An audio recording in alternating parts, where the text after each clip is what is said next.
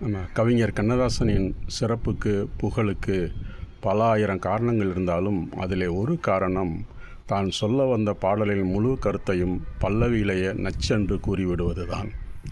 அந்த வகையில் அவருக்கு ஒரு காதல் பாடலாகட்டும், தத்துவ பாடலாகட்டும், சோக பாடலாகட்டும், அதனுடைய மொத்த கருத்தையும் பல்லவியிலே கூறிவிடுவது மிக எளிமைதான்.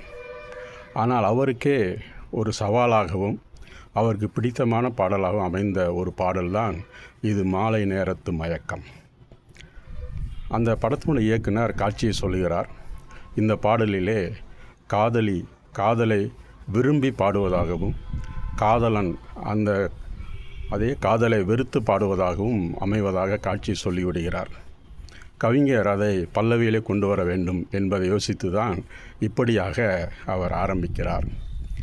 இது மாலை நேரத்து மயக்கம், பூமாலை போல் உடல் மணக்கும், இதழ் மேலே இதழ் மோதும், அந்த இன்பம் தேடுது எனக்கும் என்று அந்த காதலி ஆரம்பிக்கவும் இவன் அந்த காதலை வெறுத்து பாட வேண்டும் அல்லவா.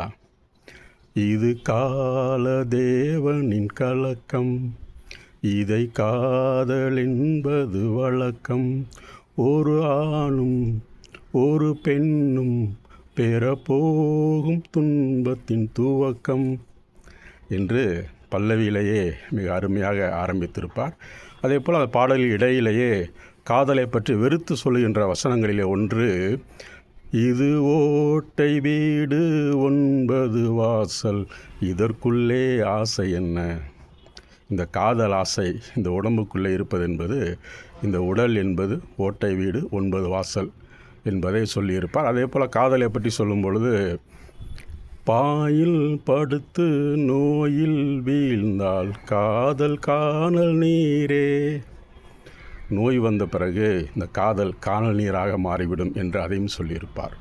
ஆக ஒரு பாடலினுடைய பல்லவியில் தொடங்கி பாடல் முழுவதும் அந்த காதலை விரும்பியும் வெறுத்தும் பாடியதாக எழுதிய அந்த பாடல் அவருக்கு ஒரு சவாலான பாடலாக இருந்தது என்று அவர் கூறியிருக்கின்றார். அவருக்கு பிடித்தமான பாடலும் இதே தான்.